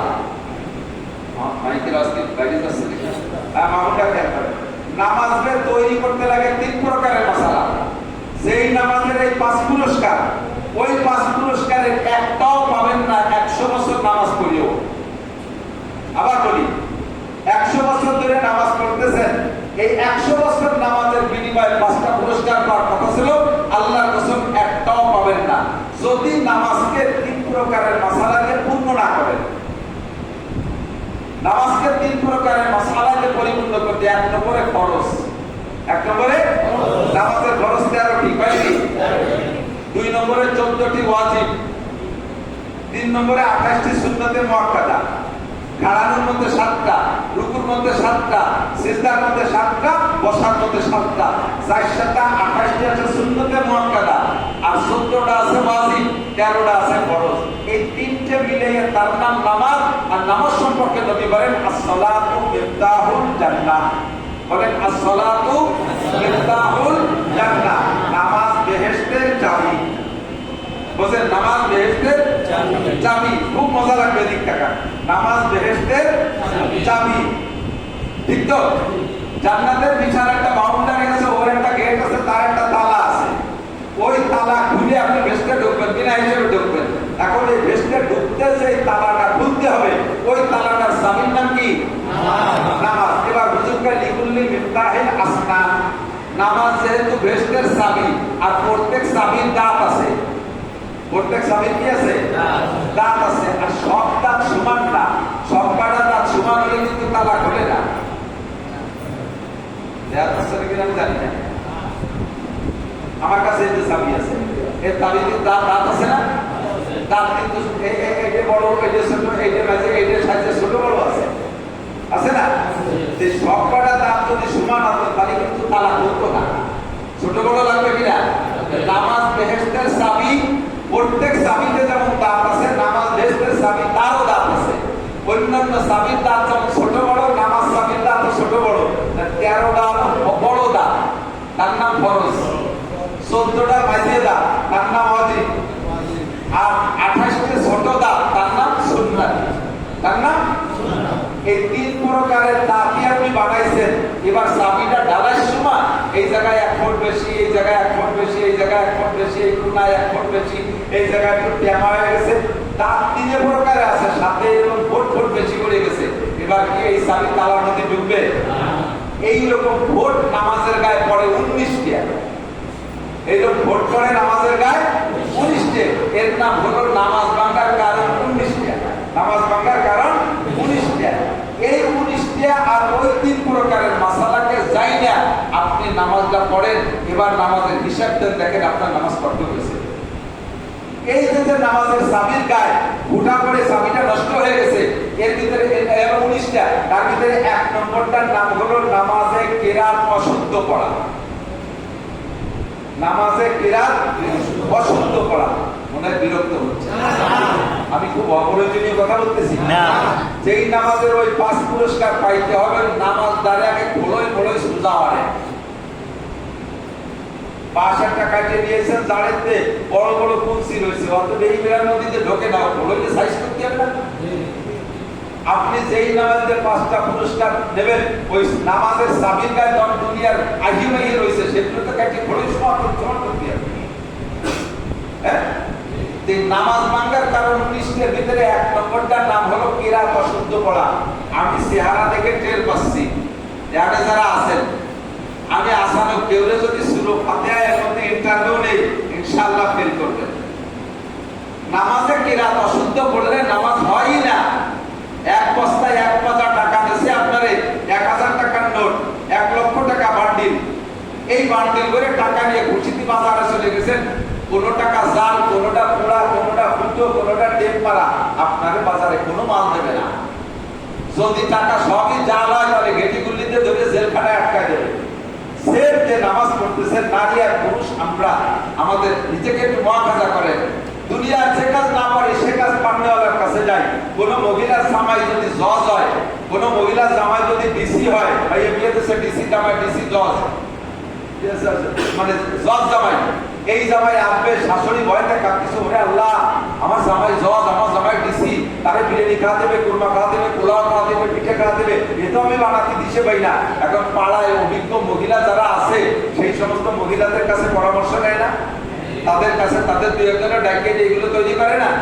তো দুনিয়ার এই কাজগুলোর জন্য কার কাছে যাই শিখতে হবে তা ভালো বোঝেন। আপনার নামাজে কিরাত অশুদ্ধ, কোন জায়গায় গেলে কিরাত অশুদ্ধ হয় এটা কেন বোঝেন না। আপনি আখের চাষ করবেন, আপনি ভালো করে চাষ করতে পারতেছেন না, কৃষি অফিসারের কাছে চলে যান।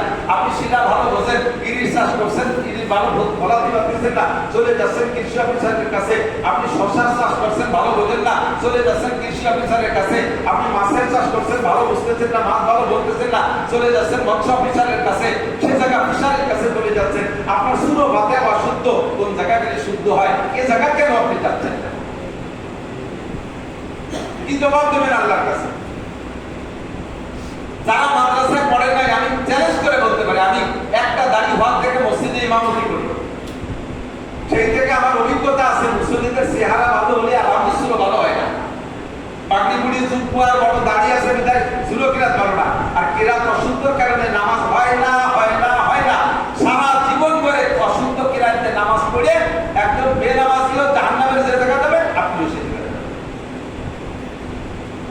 একটা লোক সারা জীবন নামাজ পড়ে নাই, সারা জীবন নামাজ না পড়ে প্রত্যেক অর্থের বিনিময়ে 200 কোটি, আরো 30 কোটি, আরো 40 লক্ষ বছর জাহান্নামে পড়বে। আপনি সারা জীবন নামাজ পড়ছেন অশুদ্ধ কিরাত দিয়ে, আপনি ওই পরিমাণ জাহান্নামে, আপনার নামাজের কোনো বেনিফিট নেই। কেউ ভয় পাচ্ছে না, একজন মানুষও ভয় পাচ্ছে না।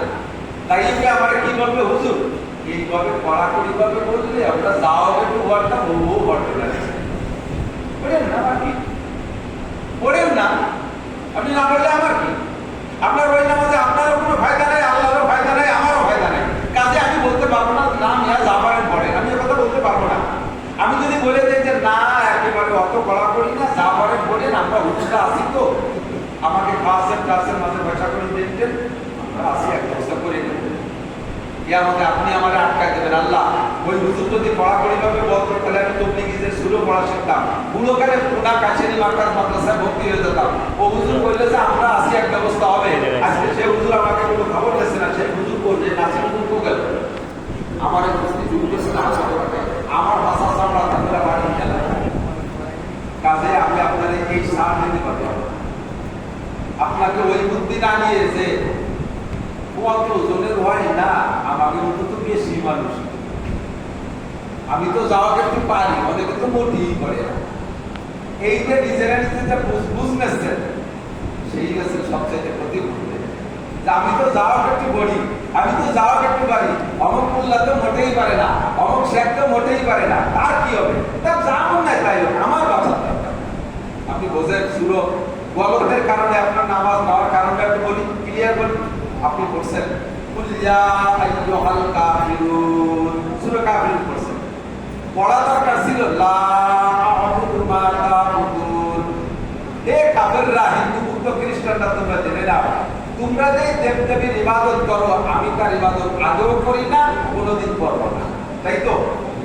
লা আ'বুদু, লারে কান দিয়ে বললে লা আ'বুদু মা তা'বুদুন, তোমরা তার ইবাদত করো, আমি তার ইবাদত করিও না, করবো না। এটা হচ্ছে কাফিরদের মূল খুলাসা। তা আপনি বলছেন কি কুল ইয়া আইয়ুহাল কাফিরুন লা আ'বুদু মা তা'বুদুন, লারে টানেন নাই, লা আ'বুদু জায়গা লা আ'বুদু মা তা'বুদুন, তর্জমা কি হয়েছে জানেন? ও হিন্দু ভাইরা, এতদিন তোমাদের সাথে পূজা করি নাই, আগামী পুজো অবশ্যই তোমাদের সাথে করব। তোমরা যে 33 কোটি দেবদেবীর পূজা করো, আমিও করবো, আসতেছি দুর্গা পূজা, সরস্বতী, লক্ষ্মী পূজা, কালী পূজা, ও পুজো একটাও বাদ দেবো না। লাস্টে তোমাদের সাথে ওরা কান্তিও যাবে, আর যাইতেছে তো তাই। মুসলমান ওরা কান্তি যাচ্ছে, দুর্গা পূজায় যাচ্ছে, সরস্বতী পূজায় যাচ্ছে, লক্ষ্মী পূজায়। আমাদের এই কাছে নিয়ে কোনা এই এলাকার মানুষ হিন্দুদের পূজায় যায় কি যায় না? মুসলমান যায় কি যায় না? যা বর্ষের ছিল কাফিরদের, তাই আপনি আমল করতেছেন। একটা কিন্তু তুমি তো মসজিদে আনতে পারেন না, আপনার এই অশুদ্ধ কিরাতে নামাজ পড়তে আপনি দোয়া কুনুত করছেন, কি করছেন?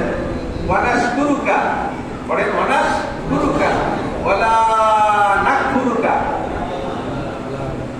আপনি দমাদম করে দিয়েছেন ওয়ানাশকুরুকা ওয়ালা নাকফুরুকা, তরজমা কি করছেন জানেন? ওয়ানাশকুরুকা ওয়ালা নাকফুরুকা, তোমার অসংখ্য নিয়ামত উপভোগ করি, আল্লাহ শুকর তোমারই আদায় করি। ওয়ানাশকুরুকা, তোমার শুকর আদায় করি, আরো করবো, তাই তো নাকি বলেন? শুকর কার? নিয়ামত যার, শুকরও তার। তোমার শুকর আদায় করবো, নিয়ামত উপভোগ করি। কিন্তু আপনি বলছেন ওয়ানাশকুরুকা ওয়ালা নাকফুরুকা, এতদিন তোমার শুকর আদায় করছি, সামনে থেকে আর পারবো না, কুফরি করবো, নাফরমানি করবো, খাইয়ে ঘের ঘের করে ডেকসা আর বদনাম করবি এটা খাবার হলো, এটা মাছ হলো, এটা গোস হলো, এই গাছ আছে আল্লাহ কি বানাইছে? আম মিঠে না কাঁঠাল দিয়ে এর আল্লাহ টুপি করতেছে। আম মিঠে না কাঁঠাল দিতে তো পুরা ভালো ভালো তা বানা শুরুকা বলে না, শুরুকা লাড়ে নাটাকে করলে এত বড় ইমান ইমান আমার হবে, কথা বলেন হবে। এখন আপনি হয়তো বলতে পারেন হুজুর আমি মুখে ভুল করলেও যদিও বলছি হে কিন্তুরা তোমরা যার ইবাদত করো আমিও তার ইবাদত করবো, যদিও মুখে বলি আসলে কি আমি মন্দিরে যাই কোনোদিন পুজো করি নাকি? ও তো মুখে ভুল বলছি, আমার মন তো ঠিক আছে, মুখে ভুল বলছি মন ঠিক আছে, তাতে অসুবিধা কি? আমার নামাজ ভাঙবে কেন? আপনি এবার জবাব দেন। আপনার যদি প্রশ্ন এটা হয় তাহলে আমি আপনার একটু একটু আকাশ দিয়ে একটু প্রশ্ন করি। স্ত্রী আমার স্ত্রী হয় এটা আমি জানি না? স্ত্রীকে স্ত্রী হিসেবে ব্যবহার করতেছি, তারা তালাক দেয়নি, তো আমার এই তালাক না দিয়া স্ত্রীকে আমি মহব্বতের সাথে একটু মা করে ডাক দিলাম, স্ত্রীকে মহব্বত করে মা করে ডাকলাম, এমনি স্ত্রী তো স্ত্রী হয়, তার স্ত্রীর মতো ব্যবহার করতেছি, মহব্বত করে মা করে ডাক দিলে অন্যায় হবে কিনা? অন্যায় হবে না? মা তো মাই হয়, তালাক হবে না, তালাক হবে না, কিন্তু কবিরা গুনাহ হবে। স্ত্রীকে আপনি মাকে মা তো মাই হয়, তেমনি মহব্বত করে মারে বাবি করে ডাক দিলেন। বাপ অন্য কেউ হতে পারে, মা তো আর হইতে যায় না, তার পেটে জন্ম নিয়েছে, তাহলে মা মাই হয়, মারে মার শ্রদ্ধা করে মহব্বত করে বাবি করে অন্যায় হবে কিনা? এই জায়গা যদি মুখে ভুল করলে অন্তর ঠিক রেখে ভুল করলে ভুল হয়, ও জায়গাও অন্তর ঠিক রেখে মুখে ভুল করলে ভুল হয়, নামাজ বাতিল। আজান দিচ্ছে 60 বছর আজান দিচ্ছে, আজ পর্যন্ত আজানটা শুদ্ধ করে দিতে পারলেন না। আমার বাড়ি বাইকের ইউনিয়নে সুলতান শাহী গ্রাম, মাঝখানে একটা মাঠ আছে, মাঠের চতুর্পাশে গ্রাম। আমার বাড়িটা এমন জায়গায়, আমার ইউনিয়নে যতগুলো আজান হয় তার বেশিরভাগ আজান আমার বাড়িতে শোনা যায়। ওই মাঠের চতুর্পাশে গ্রাম তো ওই আজান মাইকে শোনা যায়। ডেলি 16-17টা আজান একা করতে শুনি, 16-17টা আজান যদি শুনি, 17 প্রকারের 17 প্রকারের আজান। আজান কি আসলে 17 প্রকারের না এক প্রকারের? এক প্রকার। এই 17 প্রকার বানালো কিনা? আমি এলেম না থাকার কারণে। এজন্য আল্লাহ পাক বলেন আল ইয়াসতাবিল্লাযীনা ইয়ালামুনা ওয়াল্লাযীনা লা ইয়ালামুন, জানলে ওয়ালা না জানলে ওয়ালা কখনো সমান হতে পারে না।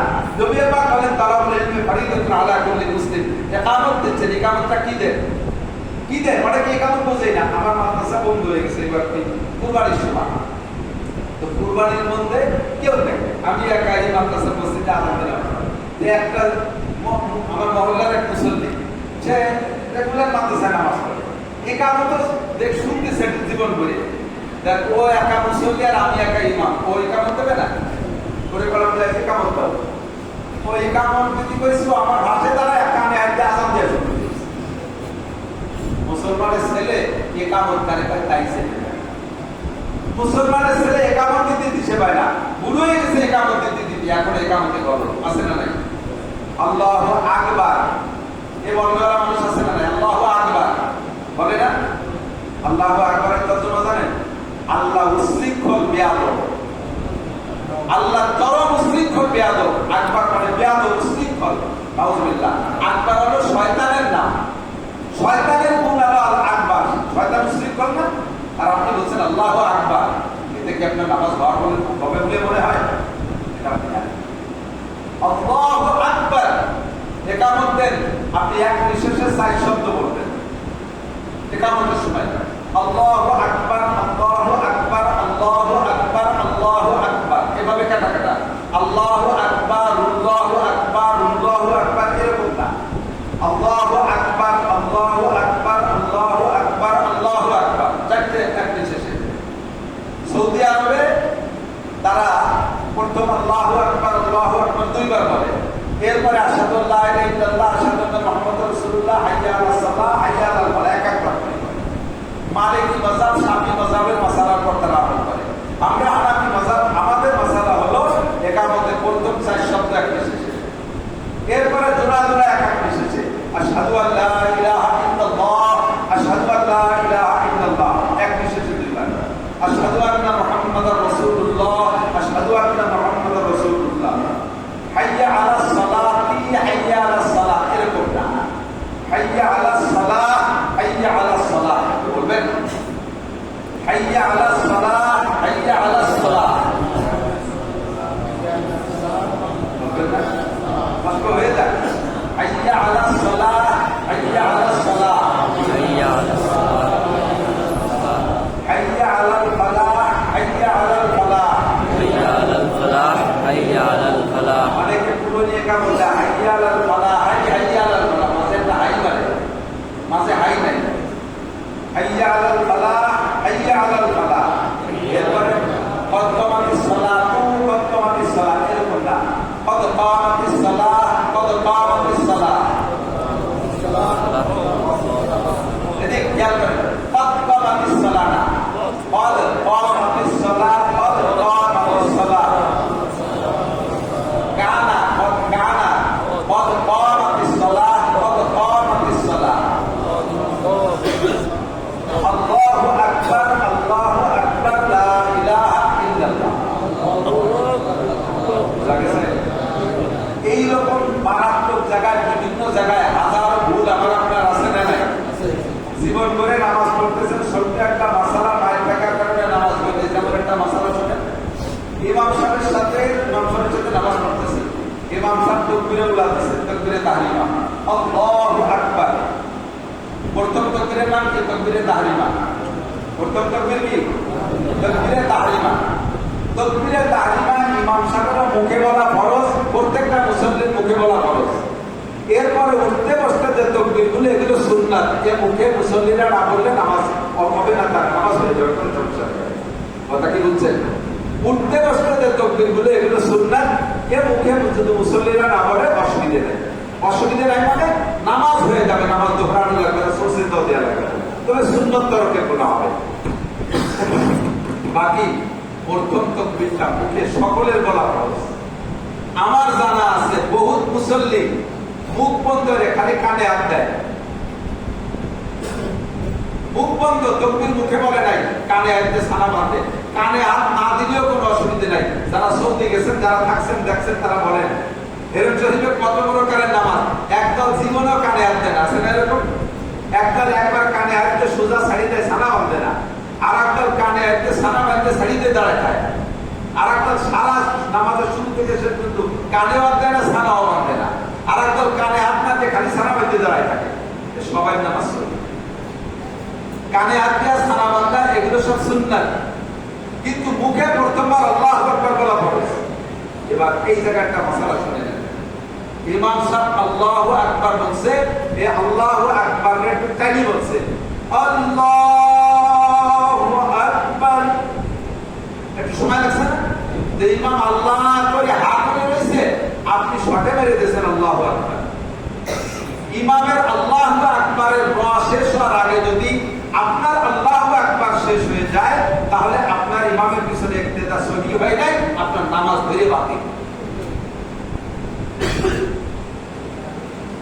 এইরকম ছোট ছোট ঝামেলা, দেখতে ছোট, ঝামেলাটা কিন্তু মহা বড়, নামাজ বাতিল। নামাজ এই অসম্পূর্ণ নামাজ দিয়ে, অস্পষ্ট নামাজ দিয়ে ওই 5 প্রকার পুরস্কার আপনি পাইতে পারেন না।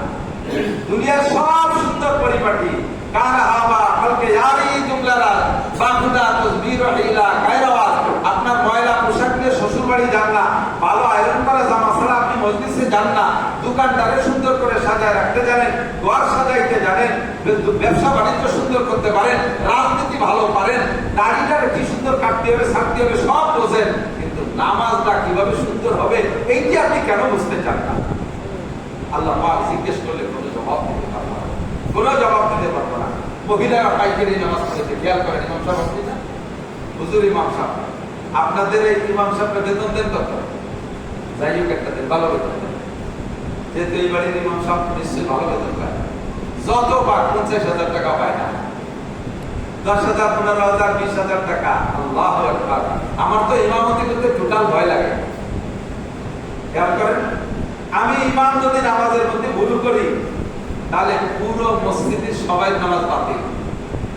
কতক্ষণ ইমামের নামাজ না হলে আপনাকে নামাজ হবে? হবে না। তো কিয়ামতের ময়দানে আপনাদের আপনাদের দেখে বলবে তোকে ঈশান নামাজ কো, আমরা মনে করছি তো ঈশান নামাজ কো বুঝতে পারলাম, নামাজ তো ঈশা পড়ছি তো। তো বিশ্বাস না তুমি ইমাম সাহেবের কাছে শোনো, আমাকে হুজুর পড়াইছে, হুজুরের কাছে শোনো। হুজুরটা জিজ্ঞেস করছে এগে না খাতায় ঈশান নামাজ নাই কিয়া? তো হুজুর কবে আমি পড়াইছি, আমি তো সিটি মুসল্লি সবই তো ছিল, তা নাই কে তো হুজুর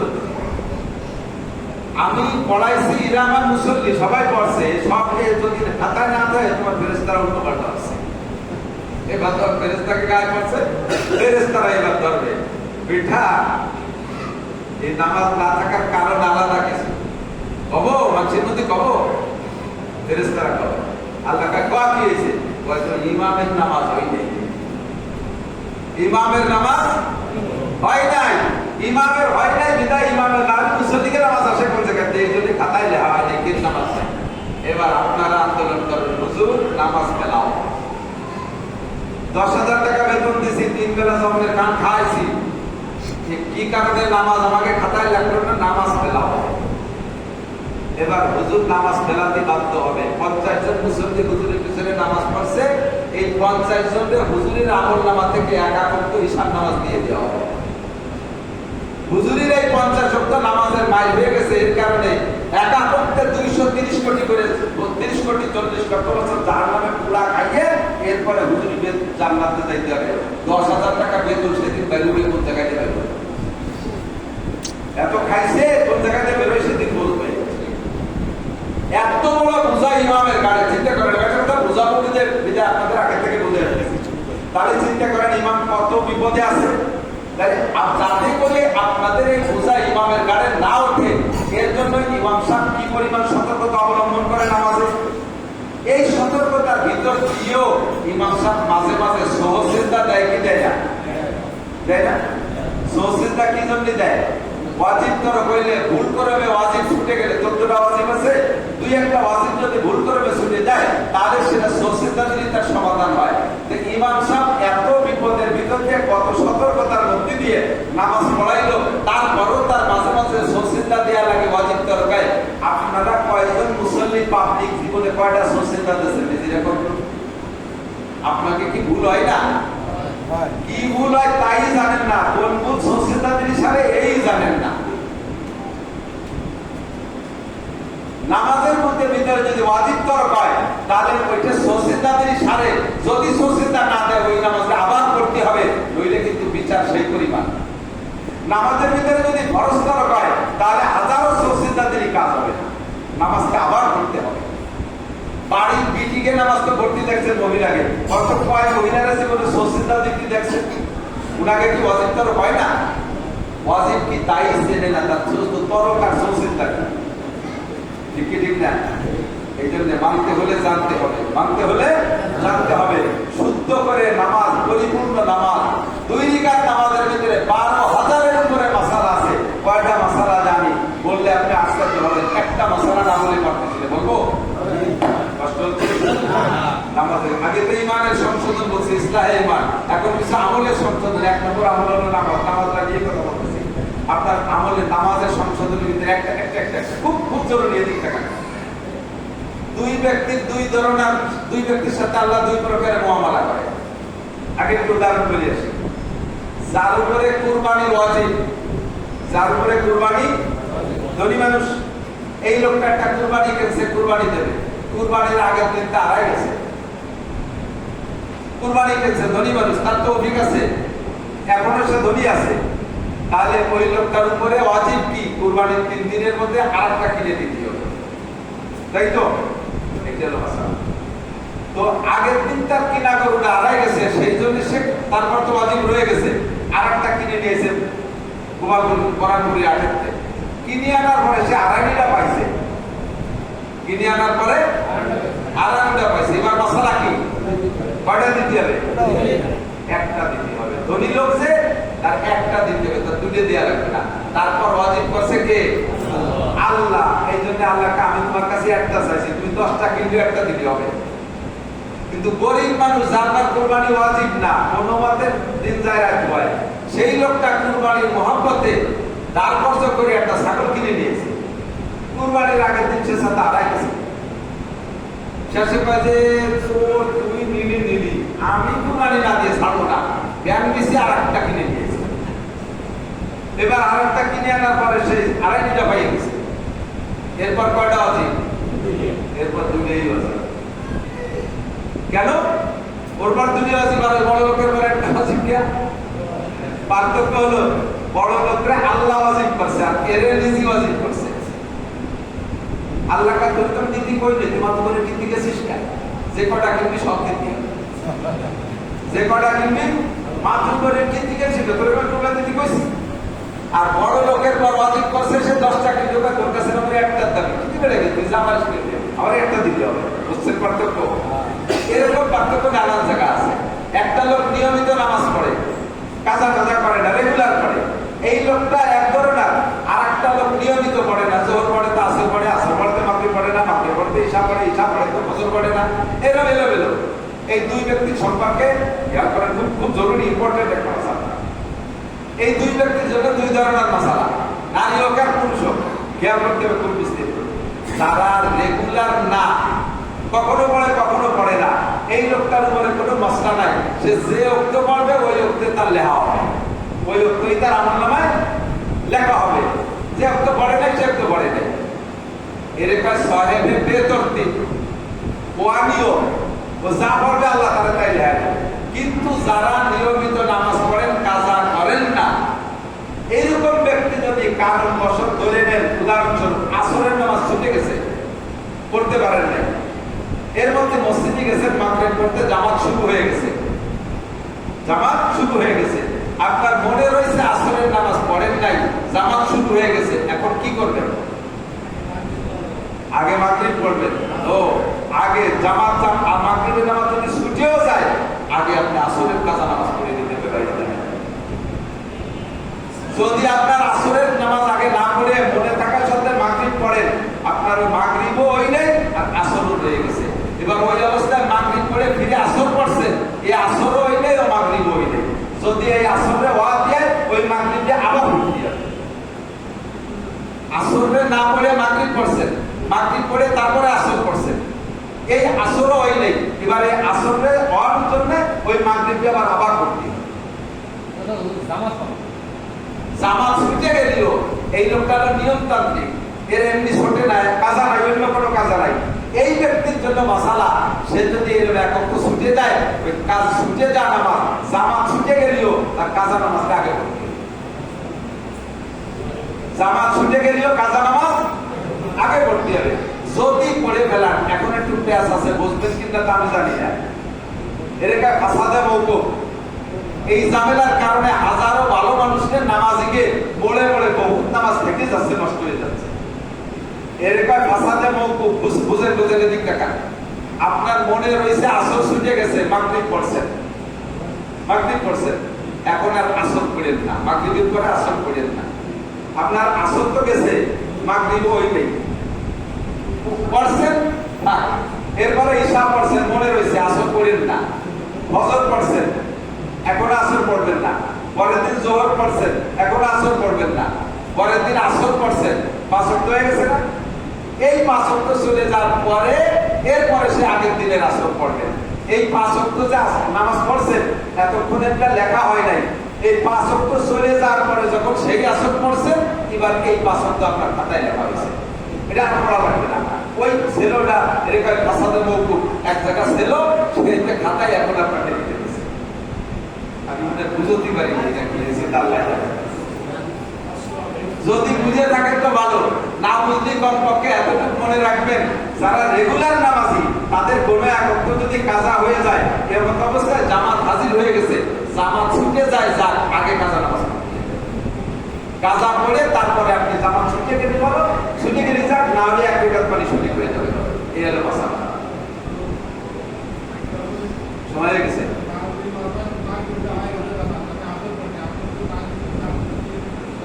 মাগরিবের সাথে আসর না, একা একা পিছনে যে করতে সবরে সৌদি আরবে যা করে তার মোবাইলে লাগে। আমি দেখতেছি একজন ঈশার নামাজে জামাত দাঁড়াইছে, মাগরিবের নামাজে তার পিছনে একটু দাঁড়াইছে, একজন সুন্নত করতেছে, তার সাথে বড় জালারা দাঁড়াই গেছে। ওকে কথা বলতে ওটা যাওয়ার ব্যাপারে একটু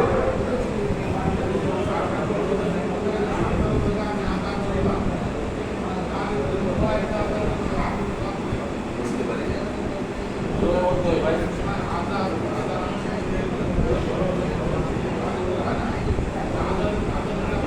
আজানের জবাব আজানের জবাব দিতে দেওয়া ওয়াজিব বলে সুন্নতে মুআক্কাদা আছে কোনটা? এটা হলো আপনি যে মসজিদের মুয়াজ্জিন মুসল্লি, আপনি যে মসজিদের মুসল্লি, ওই মসজিদের আজান দিয়ে আপনার জন্য ওয়াজিব। এক, দুই নম্বরে সর্বপ্রথম যে মসজিদের আজানটা কানে আসবে ওই মসজিদের আজানের জবাব দিলে হবে, বাকিগুলো না দিলে হবে, বাকিগুলো না দিলে। তবে আশহাদু আন্না মুহাম্মাদার রাসূলুল্লাহ যে কয় মসজিদেরই শোনেন আস্তে আস্তে সাল্লাল্লাহু আলাইহি ওয়াসাল্লাম বা আশহাদু আন্না মুহাম্মাদার রাসূলুল্লাহ বলে পরে সাল্লাল্লাহু আলাইহি ওয়াসাল্লাম বলে আজানের ইকামতের জবাবের ভিতরে আশহাদু আন্না মুহাম্মাদার রাসূলুল্লাহ জবাবও আশহাদু আন্না মুহাম্মাদার রাসূলুল্লাহ সাল্লাল্লাহু আলাইহি ওয়াসাল্লাম লাগে। সাল্লাল্লাহু আলাইহি ওয়াসাল্লাম বলা জরুরি না, জরুরি হলো আশহাদু আন্না মুহাম্মাদার রাসূলুল্লাহর উত্তরও আশহাদু আন্না মুহাম্মাদার রাসূলুল্লাহ। হ্যাঁ, আজানের পরে যে দোয়া করবেন না, আজানের দোয়া আল্লাহুম্মা রাব্বা হাযিহি দাওয়াতি তাম্মা, এই যে আশহাদু আন্না মুহাম্মাদার রাসূলুল্লাহ পড়ছিলাম ওই সময় সাল্লাল্লাহু আলাইহি ওয়াসাল্লাম বলি নাই, আজান শেষ হয়ে যাওয়ার পর ওই দোয়ার আগে ছোট করে দুরূদ শরীফ পড়ে নেওয়া ভালো। আল্লাহুম্মা সাল্লি আলা মুহাম্মাদ অথবা সাল্লাল্লাহু আলাইহি ওয়াসাল্লাম আল্লাহুম্মা রাব্বা হাযিহি দাওয়াতি তাম্মা ওয়াস সালাতুল কায়মা আতি মুহাম্মাদাল ওয়াসিলাতাল ফাদিলা। এভাবে আরো হাজার হাজার মাসালা আছে, সব মাসালা একদিনে বলে শেষ করা যাবে না। এখন ভাবে কি বুঝতে পারলেন? এরকম অনেক মাসালা আমার না জানা আছে না নাই? আছে। কতকাল আছে না নাই? আছে। এই মাসালা একদিনে এক মসজিদে বয়ান করা সম্ভব না। আর ইমাম সাহেবরা জুমার দিনে বিভিন্ন বয়ান করে, এই জাতীয় বয়ান ইমামদের দ্বারা সম্ভব না। এর জন্য আমাকে আপনাকে একটা সময় আল্লাহর রাস্তায় দিতে হবে, একটা মূল্যবান সময়, একটা উপযুক্ত সময় যদি আল্লাহর রাস্তায় সময় রাস্তাতে ঘুরে আসি তাহলে এই সব মাসালাগুলোর আলোচনা ওখানে হয়, আল্লাহর রহমতে অনেক কিছু শেখা যায়। সেই জন্য আল্লাহ তাআলা আমাদের জন্য রহমত হিসেবে দাওয়াত ও তাবলীগের জামাতের একটা কাজ আমাদের জন্য রেখেছে। যে তাবলীগ জামাতে গেলে 40টা দিন এক চিল্লা দুই চিল্লা তিন চিল্লা যদি আল্লাহর রাস্তায় সময় লাগানো যায় তাহলে তার ভিতরে এই মাসালাগুলো আলোচনা হয়, শুনতে শুনতে শেখা যায় আর আমল করা যায়। কথা বলার ঠিক ঠিক না? আর সময় দেবেন না তাবলীগে, আল্লাহ পাক যে কোনোভাবে সময় আদায় করে নেয়, কিন্তু আমি আপনি টের পাই না। হাসপাতালে ফেলায় নেয়, জেলখানায় ফেলায় নেয়, বিভিন্ন প্রকার আপদ বিপদে সময় নিয়ে নেয়, কিন্তু আমি আপনি দিন শেখার জন্য একটু সময় দিতে পারি না। আল্লাহ তাআলা আমাকে আপনাকে ঈমান ও আমলের সংশোধন করে সঠিক ঈমানে ঈমানদার হওয়ার তৌফিক দান করে। সবাই বলে আমিন। সঠিক নামাজ, সঠিক ইবাদত করে এই ইবাদতের বিনিময়ে যা আছে দুনিয়া ও আখিরাতে আল্লাহ তাআলা আমাদের সবাইকে নসিব করে বলেন আমিন। আল্লাহুম্মা সাল্লি আলা মুহাম্মাদ। আযান হবে তার আগে মুক্তাসার দোয়া করে দিন। আল্লাহুম্মা সাল্লি আলা মুহাম্মাদ, আল্লাহুম্মা সাল্লি আলা মুহাম্মাদ, আল্লাহুম্মা সাল্লি আলা মুহাম্মাদ। আলহামদুলিল্লাহি রাব্বিল আলামিন ওয়াসসালাতু ওয়াসসালামু আলা আশরাফিল আনবিয়া'ল মুরসালিন। ربنا ظلمنا انفسنا وان لم تغفر لنا وترحمنا لنكونن من الخاسرين. ربنا فاغفر لنا ذنوبنا وكفر عنا سيئاتنا وتوفنا مع الابرار. আয় মেহেরবান আল্লাহ, আমাদের জীবনের সব গুনাহ মাফ করে দে। আমাদের আব্বা মা, দাদা দাদি, নানা নানি, শ্বশুর শাশুড়ি, আত্মীয় স্বজন, পাড়া প্রতিবেশী, বন্ধু বান্ধব, আপনজন যারা কবরে চলে গেছে আল্লাহ সবাইকে মাফ করে দে। আল্লাহুম্মা আমিন। কবর আযাব মাফ করে দে। আল্লাহুম্মা আমিন। সকলের কবরে জান্নাতের দরজা খুলে দে। আয় আল্লাহ, নজরুল ভাই আব্বাজিকে আমি দেখেছি, উনি কবরে চলে গেছেন, আয় আল্লাহ ওনাকে মাফ করে দে। ওনার আত্মীয় স্বজন এই এলাকায়, এই মহল্লায় যত কবরবাসী কবরে শুয়ে আছে সবাইকে আপনি কবর আযাব মাফ করে দে। আমাদের দোয়ার বদৌলতে সবাইকে ক্ষমা করে দে। আয় আল্লাহ, এই গুনাহ কাশিয়ারিতে আমাদের অনেক আত্মীয় স্বজন আছে, সব আত্মীয়দের পক্ষ থেকে ক্ষমা চাই, মাফ করে দে। আমরা যারা বেঁচে আছি আমাদের জান মাল ইজ্জত আপনি হেফাজত করে, জান মাল ইজ্জত আপনি হেফাজত করে। আল্লাহ সহি ঈমান অর্জন করা তৌফিক দান করে। আল্লাহ ভেজাল মুক্ত ঈমান আমাদেরকে নসিব করে। আল্লাহ সঠিক ইবাদত করে পরিপূর্ণ প্রতিদান অর্জন করা তৌফিক দান করে। আমাদের আমলের মধ্যে যথেষ্ট দুর্বলতা আছে, এগুলো সংশোধন করা তৌফিক দান করে। আয় মেহেরবান আল্লাহ, আমাদের মধ্যে যারা অসুস্থ সবাইকে সুস্থ করে দে। অনেক রোগীরা আমাদের সাথে হাত তুলেছে, সবাইকে সুস্থ করে দে। বিশেষ করে আমার অত্যন্ত মহাব্বতের নজরুল ভাই এবং পরিবারের সদস্যরা, তাদের ভিতরে যারা অসুস্থ, নজরুল ভাই নিজেও বড় অসুস্থ, তাকে সুস্থ করে দে। আয় আল্লাহ দিনের খেদমত বেশি বেশি করার তৌফিক দান করে, আমিন। দিনের খেদমত বেশি বেশি করার তৌফিক দান করে। আয় আল্লাহ আমাদের মার্কাজুল উলুম মাদ্রাসার মুহতামিম হযরত মাওলানা আব্দুল করিম সাহেব চোখের রোগে বড় অসুস্থ যুবক মানুষ, তার দ্বারা দিনের বড় খেদমত নিচ্ছেন, পায়ে ব্যথা বিভিন্ন রোগে রোগাক্রান্ত। আপনার এই বান্দাকে আল্লাহ আপনি পূর্ণ সুস্থ করে দেন। আয় আল্লাহ মাওলানাকে পূর্ণ সুস্থ করে দেন। এই মহল্লার সকলের ঘরে ঘরে শান্তি রহমতের দরজা খুলে দেন, পারিবারিক অশান্তি থাকলে দূর করে দেন। আয় আল্লাহ সকলের সন্তানকে নেক সন্তানে পরিণত করে দেন। যারা স্টুডেন্ট লেখাপড়া করতেছে সর্ব লাইনে উচ্চ শিক্ষায় শিক্ষিত করে দেন। প্রত্যেকের হালাল কামাই রোজগারে বরকত দান করে। আমাদের সবাইকে হারাম থেকে বেঁচে থাকার তৌফিক দান করে। আয় আল্লাহ সব হারাম রুজি থেকে বেঁচে থাকার তৌফিক দান করে। যা শুনেছি বলেছি সব কথার পর আমল করার তৌফিক দান করে। আয় আল্লাহ আখেরি করিয়া আমার সুলতান সেই মাদ্রাসার মসজিদের ছাদের কাজ চলতেছে। আয় আল্লাহ অনেক পয়সার প্রয়োজন, এখনো সিমেন্ট রডের অভাব রয়ে গেছে, সেন্টারিং এর কাজ চলতেছে। আল্লাহ আপনার কোন নেক বান্দার মাধ্যমে আল্লাহ আপনার আসমানি সাহায্যের মাধ্যমে আমার এই ছাদের কাজ আসবাব সব জোগাড় করে দেয়। যে সকল বান্দারা সাহায্য করতেছে আল্লাহ তাদের সাহায্যের হাত বড় করে দেয়, তাদের ব্যবসা বাণিজ্য চাকরি বাকরি আয় রোজগারের মধ্যে বরকত বাড়ায় দেয়। আয় আল্লাহ তাদের সকল প্রকার বিপদ আপদ থেকে রক্ষা করে। আমাদের দেশে বিভিন্ন ভাবে হয়রানি চলতেছে, রাজনৈতিক হয়রানি। আয় আল্লাহ নির্দোষী যারা তাদেরকে বিপদ থেকে মুক্তি দান করে, নিরপরাধীদেরকে আল্লাহ বিপদের থেকে বাঁচায় দেয়। জেনুইন অপরাধী যারা তাদের জন্য আপনার শরীয়ত সম্মত ফয়সালা যেটা হয় সেটা আপনি করে। নিরপরাধীদেরকে আল্লাহ বিপদ থেকে মুক্তি দান করে। আয় আল্লাহ আমাদের দোয়া আপনার হাবিবের দোয়ারে কবুল করে নেন।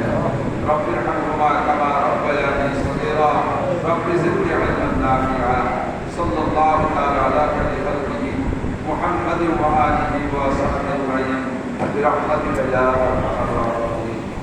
দাওয়াত দিয়েই রাখলাম আমার মাদ্রাসার মসজিদে